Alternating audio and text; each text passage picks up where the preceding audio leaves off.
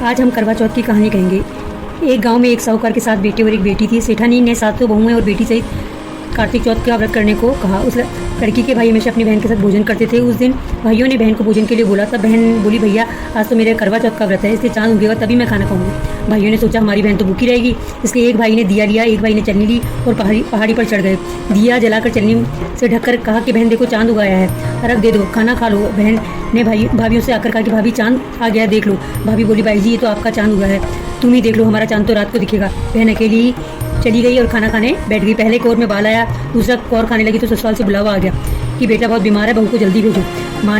लड़की की माँ ने जैसे ही कपड़े निकाले, बक्सा खोला, तीन बार सफ़ेद, कभी काला कभी नीला कपड़ा हाथ आया। माँ ने एक सोने का सिक्का बेटी के पल्ले में बांध दिया और कहा कि रास्ते में सबके पैर छूती हुई जाना, जो भी तुम्हें अमर सुहाग का आशीर्वाद दे उसको यह सिक्का दे देना और पल्ले में गांठ बांध लेना। रास्ते में वह सब औरतें आशीष देती गई, पर किसी ने सुहाग का आशीष नहीं दिया। ससुराल के दरवाजे पर पहुंची, पल्ले में सोती हुई जेठू थी, झूल रही थी। उसके पैर छूने लगी तो वह बोली, सीली हो, सपूती हो, 7 पुत्रों की माँ हो। ये वाक्य सुनते ही वह जल्दी से सोने का सिक्का निकाला, उसे दे दिया और पल्ले में गांठ बांध दी। अंदर गई, पति मरा हुआ पड़ा था। बहू ने अपने मरे हुए पति को जलाने के लिए हाँ नहीं भरी और बोली कि मैं अपने पति के साथ अलग झोपड़ी में रहूँगी, वहीं मेरी झोपड़ी बनवा दो। वह पति को लेकर वहाँ रहने लगी। रोज़ सासू बचा कुचा ठंडी बासी रोटी दासी के हाथ भिजवा देती और बोलती, ले मुर्दा सेवनी रोटी ले। थोड़े दिन बाद माँ की तिलचौथ आई। बोली, करवा पिला तू, करवा पिला, भाइयों की प्यारी करवा ले, दिन में चांद देखने वाली करवा पिला। जब वो बोली, हे माँ चौथ माता, मेरा सुहाग उजड़ा है, आपको ही बनाना पड़ेगा, मेरे पति को जिंदा करना पड़ेगा, मुझे मेरी गलती का पश्चाताप है, मैं आपसे माफ़ी मांगती हूँ। तब चौथ माता बोली, मेरे से बड़ी बैसाख की चौथ आएगी, वो तुझे सुहाग देगी। इस तरह बैसाख की चौथ आई, उसने कहा भादवे की चौथ तुझे सुहाग देगी। तब कुछ महीने बाद भादवे की चौथ आई। माता स्वर्ग से उतरी और वह भी यही बात कहने लगी कि मुझसे बड़ी करवा चौथ आएगी, तू उसके पैर पकड़ना, वही तुम्हें सुहाग देगी।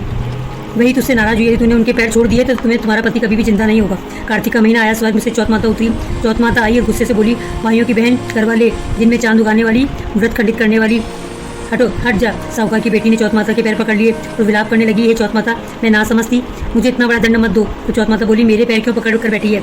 अब बोली, माँ मेरी बिगड़ी आपको ही बनानी पड़ेगी, मेरा सुहाग आपको ही लौटाना पड़ेगा, क्योंकि आप जग की माता हैं और सबकी इच्छा पूरी करने वाली हैं। तब चौथ माता खुश हुई, उन्होंने उसे अमर सुहाग का आशीर्वाद दिया।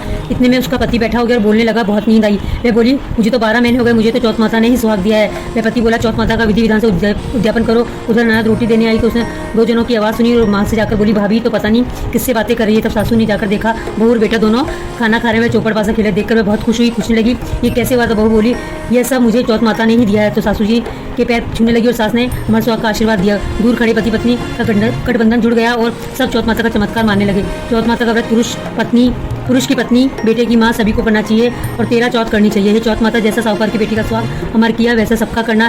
कहने सुनने वालों को, उकारा पड़ने वालों को, सभी को अमर सुहाग देना। मंगल करनी, दुख हरनी, चौथ माता की जय हो।